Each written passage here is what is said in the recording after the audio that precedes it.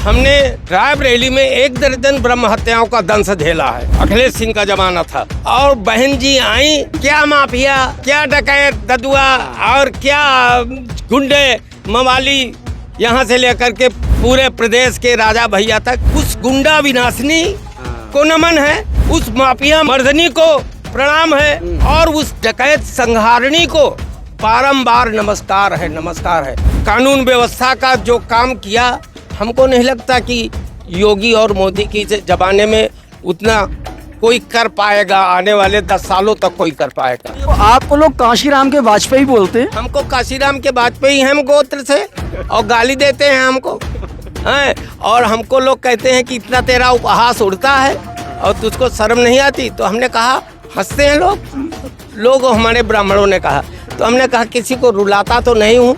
जीवन में एक पुण्य मिलता है कि मुझको देख करके लोग हंसते हैं, आनंद लेते हैं। तो मैं आजीवन आप आशीर्वाद दीजिए कि मैं बसपा में बना रहूं। सनातन को आगे उठाना है, हिंदुत्व को आगे उठाना है, भारत को मजबूत करना है।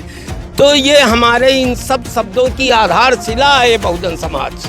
इस आधारशिला को जितना मजबूत किया जाएगा उतनी ही बुलंद भारत की इमारत खड़ी होगी।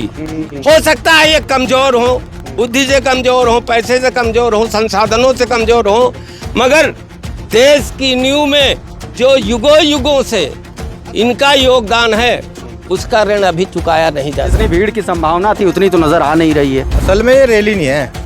अगर रैली माननीय बहन जी कहते कि मैं आ रही हूँ वहाँ, तो फिर तो आपको लखनऊ क्या और दौरे भी पैर रखने की जगह नहीं मिलती। अपना घर संभल नहीं रहा, आप दूसरों को कैसे तोड़ेंगे बताइए। अपना घर तो संभाल के रखना पड़ेगा। आप लोगों से टूट कर बहुत सारे लोग चले गए और वही लोग आज तमाम सारे पॉलिटिकल पार्टीज को मजबूत कर रहे हैं। और माननीय काशीराम साहब ने तो पहले ही कहा था, तो नेता हमें चुनाव लड़के चले जाएं, इनसे कोई फर्क नहीं पड़ता।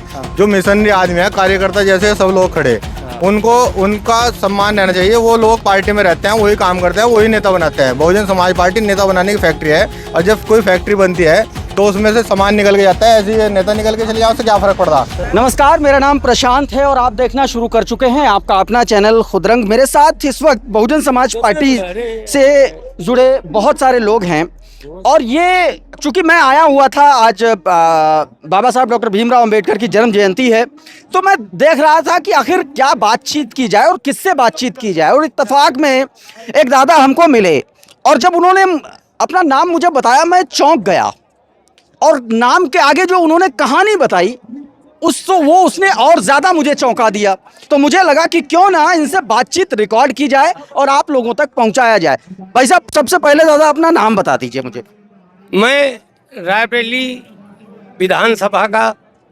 रायबरेली जिले का विधानसभा का प्रभारी रहा हूँ। हाँ, बहन जी ने हमें सदर विधानसभा में माननीय जो विधायक थे हमारे माफिया अखिलेश सिंह, उनके खिलाफ व्यक्तिगत रूप से संज्ञान लेकर के प्रभारी बनाया था। 10 साल 15 साल रहा, फिर विभिन्न पदों पे रायबरेली में रहा। और बसपा में इस तरह से आना हुआ कि हमारे परिवार के थोड़ा सा शुरुआत करते हैं। आपका नाम आपने बताया क्या? लवेंद्र कुमार वाजपेयी। लवेंद्र कुमार वाजपेयी। वाजपेयी जी, आप कहाँ के रहने वाले? हम रायबरेली के रहने वाले हैं और ऊंचाहार विधानसभा है हमारी। अच्छा। इस समय मनोज पांडे जी वहाँ पे विधायक हैं, इसके पहले स्वामी प्रसाद मौर्य जी हुआ करते थे।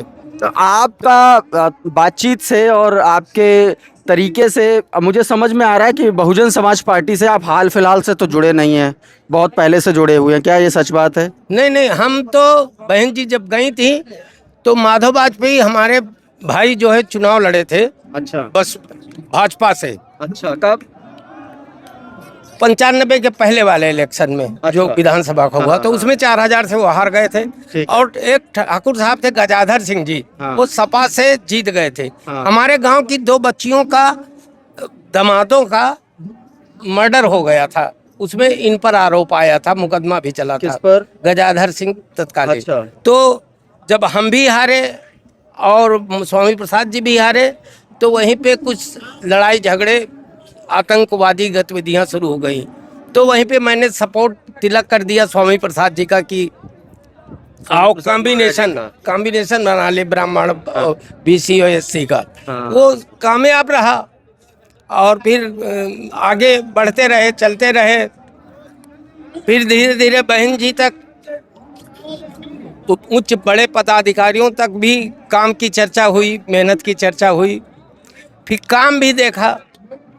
और काम जो देखा तो ये भारत कहते हैं बुद्ध की नगरी है, प्रबुद्ध की नगरी है, और ब्राह्मण चिंतनशील होता है, चाहे जो युग रहा हो, चाहे सतयुग रहा हो, द्वापर रहा हो, त्रेता रहा हो, या आज कल युग रहा हो। ये बताइए, वो ठीक है, वो मैं समझ गया।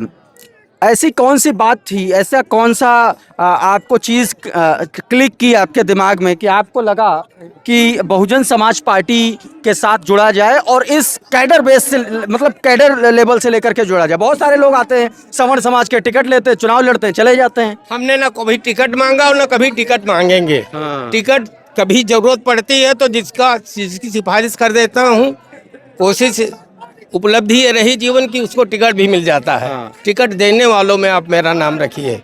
आपका अगर खुदरंग है तो चैनल मेरा वीडियो देख लीजिएगा, मैं डेली देखता हूँ, देख करके ही सुनता हूँ। और डॉक्टर मुस्लिम है, क्या नाम है उनका, कासिम, क्या नाम है, कासिम जी। हाँ कासिम जी को, मतलब बड़ी सटीक टिप्पणियाँ उनकी रहती हैं। और नहीं, और पंकज त्रिपाठी जी को भी देखता था, आजकल वो अच्छा, ये बताइए कि जो आपने वो बात मैं कह दूं, बहन जी के लिए अगर एक वाक्य में अगर कुछ कहना हो एक प्रबुद्ध के नाते, तो हमने रायबरेली में 1 दर्जन ब्रह्म हत्याओं का दंश झेला है। 1 दर्जन।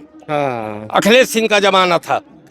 और बहन जी आई तो क्या माफिया, क्या डकैत ददुआ और क्या गुंडे मवाली, यहाँ से लेकर के पूरे प्रदेश के राजा भैया तक, तो उस गुंडा विनाशनी को नमन है, उस माफिया मर्दनी को प्रणाम है, और उस डकैत संहारणी को बारंबार नमस्कार है।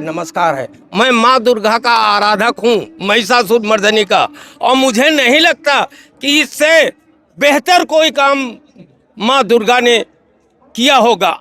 आज के परिपेक्ष में, आज के सामाजिक परिवेश में जो गुंडा दमन, कानून व्यवस्था का जो काम किया, हमको नहीं लगता कि योगी और मोदी की जमाने में उतना कोई कर पाएगा। आने वाले 10 सालों तक कोई कर पाएगा।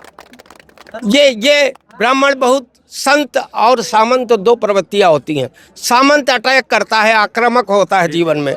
संत ब्राह्मण जो है संतत्व होता है। 90% लोग शुभ विचारों के होते हैं, पवित्र विचारों के होते हैं, धार्मिक विचारों के होते हैं। तो जहाँ पर अन्याय, अत्याचार, अधर्म होता है, वहाँ का प्रतिवाद, सत्याग्रह करने के लिए ब्राह्मण भी, चाहे दधीच के रूप में अपनी अस्सियाँ दे करके आया हो, चाहे परशुराम। मान्यवर साहब से आपकी कभी मुलाकात, कभी बातचीत, कुछ ऐसा? हाँ, 2-1 तो मुलाकातें हुई हैं। जब यहाँ पे लखनऊ में चुनाव हो रहे थे, तो बड़ी लंबी अलग कहानी है। क्या है, बताइए, थोड़ा सा हम लोग को बताइए। और रामवीर आपकी कहानी से बहुत सारे लोग प्रेरणा लेंगे। जब लखनऊ में अटल जी चुनाव लड़ रहे थे, तो मैं भी चढ़ गया। तो एक सिक्योरिटी था हमारे पास, तिवारी, और उसने लगा दिया हमारे नाल। नीचे आने पर बोले अटल जी के खिलाफ एक शब्द बोला तो जेल चला जाऊंगा, तो उसको गोली मार दूंगा। तो एसपी के यहाँ गया, वो आनंद लोधी जी चुनाव लड़ रहे थे, उनको सरेंडर किया। हमने कहा ये तो बड़ा भौकाली है, तो क्रोध में पता नहीं हमको, हमारे पिताजी ने भी मारा, मेरी माँ को मारा, मेरे भाइयों ने मारा। बड़ा समाज में क्या क्या हुआ, कितनी बार हुआ, कितना बहिष्कार हुआ पत्नी का, परिवार का, वो सब पीछे छूट गया। समाज में अभी भी बड़ा विषम है। मगर बहन जी ने अपने काम से, अपने ध्यान से, अपनी योग्यता से, मतलब आप बहुजन समाज पार्टी के आइडियोलॉजी से, बसपा से या बहुजन समाज की विचारधारा से आप इत्तेफाक रखते हैं, इसका खामियाजा आप कहना चाह रहे हैं बहुत भुगतना पड़ा? नहीं, जो भी सामाजिक परिवर्तन की बात करेगा, कुछ आगे, आज के 20 साल पहले, 50 साल आगे की बात सोचेगा, वो हर युग पुरुष को, हर महान नेता को वो करना ही पड़ता है। बिना संघर्ष के, बिना उसके कभी समाज का परिवर्तन। आपको लोग काशीराम के वाजपेयी बोलते हैं? हमको काशीराम के वाजपेयी हम गोत्र से, और गाली देते हैं हमको, और हमको लोग कहते हैं कि इतना तेरा उपहास उड़ता है और तुझको शर्म नहीं आती। तो हमने कहा हंसते हैं लोग हमारे ब्राह्मणों ने कहा। तो हमने कहा किसी को रुलाता तो नहीं हूँ, जीवन में एक पुण्य मिलता है कि मुझको देख करके लोग हंसते हैं, आनंद लेते हैं। तो मैं आजीवन आप आशीर्वाद दीजिए कि मैं बसपा में बना रहूं और अपना उपहास ये उड़वाता क्या कर रहे हैं, क्योंकि बसपा दूर दूर तक तो आती दिख नहीं रही है, तमाम सारे लोग कह रहे हैं। और सबसे बड़ी चुनौती बसपा के सामने तो ये भी है कि हर कोई, हर दल, समाजवादी पार्टी की बात कर लो, कांग्रेस की बात कर लो, भाजपा की बात कर लो, सबको एससी वोटर चाहिए। ये बहुत बड़ा मतलब टम्पन चाली हो गई है कि सब बुद्ध की तरफ प्रबुद्ध भी आ गया है। अब कांग्रेस में, बीजेपी में, सपा में सारे राम मनोहर लोहिया कोई नहीं याद कर रहा, अटल बिहारी वाजपेयी जी को कोई नहीं याद कर रहा। अब सब कौन याद किसकी जयंती मना रहे हैं? बाबा साहब की जयंती मना रहे हैं। सत्ता में आवे या ना आवे, जो आइडियोलॉजी की बात की, इस बहुजन समाज को, जो इतने बड़े समाज जो जिस पे चल रहा था, उसको मनोबल बढ़ा है, उसका उत्साहवर्धन हुआ है। और सनातन को आगे उठाना है, हिंदुत्व को आगे उठाना है, भारत को मजबूत करना है। तो ये हमारे इन सब शब्दों की आधारशिला है ये बहुजन समाज। इस आधारशिला को जितना मजबूत किया जाएगा उतनी ही बुलंद भारत की इमारत खड़ी होगी। हो सकता है ये कमजोर हो, बुद्धि से कमजोर हो, पैसे से कमजोर हो, संसाधनों से कमजोर हो, मगर देश की नींव में जो युगों युगों से इनका योगदान है, उसका ऋण अभी चुकाया नहीं जा सकता आपकी है। टीम से भी बात कर ले। आप तो अपने बारे में बहुत बड़ी बड़ी बातें किए हैं, इन लोगों से पूछ ले आप क्या कर रहे हैं। आप इन्हीं की टीम से हैं? हाँ वही से क्या कब से हैं ये काम कर रहे हैं, क्या है इनका हिसाब किताब? 1995 से जुड़े हुए हैं। अच्छा, और आप कब से जुड़े हुए? हम तो 1986 से जुड़े हैं। 1986 से। जी सर। एक बात बताइए, जी ऐसी कौन सी बात है कि बसपा 20 साल लगभग होने जा रहे हैं, अगले साल 20 साल हो जाएगा सत्ता से बाहर, ऐसी कौन सी बात है जो आप लोगों को यहाँ तक खींच लाई, अभी भी उतना मोटिवेट है वैसे ही? चूँकि बहुजन समाज पार्टी एक ऐसी सामाजिक नीति से चलती है जिसमें हम सभी सर्व समाज के लोगों को ध्यान में रखते हुए बहुजन समाज पार्टी काम कर रही है। बहन मायावती जी मानव कांसीराम साहब के विचारों को लेकर के आगे बढ़ रही है। मानव बराबर है, इस को ध्यान में रखते हुए बहुजन समाज पार्टी के तत्वाधान में हम सभी आगे बढ़ते रहे। आइए कुछ और लोगों से बातचीत करते हैं। हमारे साथ बहुजन समाज पार्टी के एक बड़े नेता सरफराज राइन साहब हैं। सरफराज राइन साहब, बहुत बहुत स्वागत है आपका खुदरंग पे। शुक्रिया बहुत बहुत, आप हमारी पार्टी की गतिविधियाँ दिखाते रहो, आपका बहुत बहुत शुक्रिया। ये बताइए, ये जो आज का प्रोग्राम है, एक पत्रकार के तौर पर जिस नज़र से मैंने देखा है, जितनी भीड़ की संभावना थी उतनी तो नज़र आ नहीं रही है। आप लोग कितने लोग लेकर के आए वहाँ से? असल में ये रैली नहीं है। अगर रैली माननीय बहन जी कहते कि मैं आ रही हूँ वहाँ, तो फिर तो आपको लखनऊ क्या और दौरे भी पैर रखने की जगह नहीं मिलती। आपने पहले भी देखा 9 अक्टूबर में। तो हो सकता है माननीय बहन जी बाद में रैली करें, अभी तो माननीय बहन जी के सम्मान में लोग दूर दूर से चल के आए। उस हिसाब से तो मैं कह रहा, हमारे यहाँ सहारनपुर में आज प्रधानमंत्री और मुख्यमंत्री जी दोनों एक एक्सप्रेसवे का उद्घाटन कर रहे हैं, और वो सारे सरकारी कर्मचारियों को, सारे सरकारी अधिकारियों को बुला रहे हैं वहाँ। और यहाँ माननीय बहन जी के एक आह्वान पे, वैसे ही कि भाई अपना तुम्हारा मैंने अम्बेडकर पार्क बना रखा, उसे देखो आगे एक इतिहास खड़ा कर रखा, तो माननीय बहन जी के आह्वान पे लाखों लोग आज भी आए। एक बात बताइए, आज का ये जो कार्यक्रम है, इस कार्यक्रम से क्या आपको समझ में आ रहा है कि ये 2027 का आगाज़ है, या अगर आप अभी और भी मेहनत की ज़रूरत लगती है आपको? मेहनत की तो जरूरत हर टाइम हमें रहेगी, क्योंकि अपना घर भी हमें संभालना, दूसरे के लोग भी तोड़ने। और रहे आज के आगाज की बात, अपना घर संभल नहीं रहा, आप दूसरों को कैसे तोड़ेंगे बताइए जरा। अपना घर तो संभालना, मेरे मतलब कहने का है कि अपना घर संभालना, अपना घर तो संभाल के रखना पड़ेगा। अगर मेरा अपना तोड़ने की बात बताइए। देखिए, आप लोगों से टूटकर बहुत सारे लोग चले गए, और वही लोग आज तमाम सारे पॉलिटिकल पार्टीज को मजबूत कर रहे हैं। वही लोग टूट के इसमें जुड़ रहे हैं। तो अब कैसे, मतलब क्या, किस तरीके से क्या तैयारी चल रही है, तोड़ने की क्या तैयारी है? हम तो बहुजन समाज पार्टी में आज के बच्चे हैं, हम तो आज भी देख रहे जाते हैं। और माननीय काशीराम साहब ने तो पहले ही कहा था, ये तो नेता हमें चुनाव लड़के चले जाएं, इनसे कोई फर्क नहीं पड़ता। जो मिशनरी आदमी है, कार्यकर्ता जैसे सब लोग खड़े, उनको उनका सम्मान रहना चाहिए। वो लोग पार्टी में रहते हैं, वही काम करते हैं, वही नेता बनाते हैं। बहुजन समाज पार्टी नेता बनाने की फैक्ट्री है, और जब कोई फैक्ट्री बनती है तो उसमें से सामान निकल के जाता है। ऐसे ही नेता निकल के चले जाओ, उससे क्या फर्क पड़ता। सरफराज जी, आप पश्चिम से आते हैं, एक पार्टी है आज़ाद समाज पार्टी, भीम आर्मी का पॉलिटिकल संगठन, चंद्रशेखर आज़ाद उसके मुखिया हैं और सांसद हैं नगीना से। आप जानते होंगे, शायद जानते हैं कि नहीं जानते? जानते हैं, हमारे सहारनपुर के हैं। सहारनपुर के हैं और आप भी वहीं से हैं। बहुत मजबूती के साथ आगे बढ़ रहे हैं, कैसे रोकेंगे? आगे बढ़ रहा है तो वो सहारनपुर से चुनाव लड़ते, सहारनपुर में कोई चुनाव लड़के देखते, जब भी तो पता लगता वहाँ मजबूत है नहीं। नगीना से क्यों जीते? अच्छा, वो तो अब क्या, पश्चिम का है, पश्चिम के अब उसके बारे में तो हम ज्यादा कुछ नहीं कह सकते ना। वो तो नगीना वाले देखेंगे, नगीना वाले, वो तो बाहर के लोग ज्यादा पसंद है। उनकी पार्टी को लेकर के बड़ा सवाल उठते हैं, कहते हैं कि भाई मान्यवर साहब की लेगेसी जो है वो बसपा के पास है और उन्होंने अपनी पार्टी के आगे काशीराम जोड़ लिया। वो तो उनकी सोच है। काशीराम जी का नाम तो सब लोग बुला रहे हैं, बाबा साहब का नाम सब लोग बुला रहे हैं। आज हम सहारनपुर से चल के आए हैं तो तमाम तरह तरह की पार्टी है। जो लोग पार्टी बाबा साहब को पसंद नहीं करते थे, बाबा साहब के पार्क तोड़ते थे, माननीय काशीराम साहब के पार्क तोड़ते थे, उन सब लोगों ने होर्डिंग लगा रखे आज। तो ये डर ही है उनका।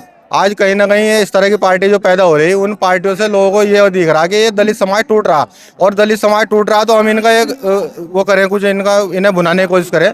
लेकिन दलित समाज माननीय बहन जी के साथ है। जो पिछड़ा शोषित वंचित समाज है वो माननीय बहन जी के साथ है आज की तारीख में। तो कुल मिलाकर के बात सिर्फ ये है कि आज 14 अप्रैल के दिन बहुजन समाज पार्टी के जो कार्यकर्ता आए हैं, जो पदाधिकारी हैं वो तो हैं ही, लेकिन सबसे बड़ी बात ये है कि इस मौके पर राजनीति में एक बसपा अपने कमबैक का भी एक तरीके से संकेत दे रही है।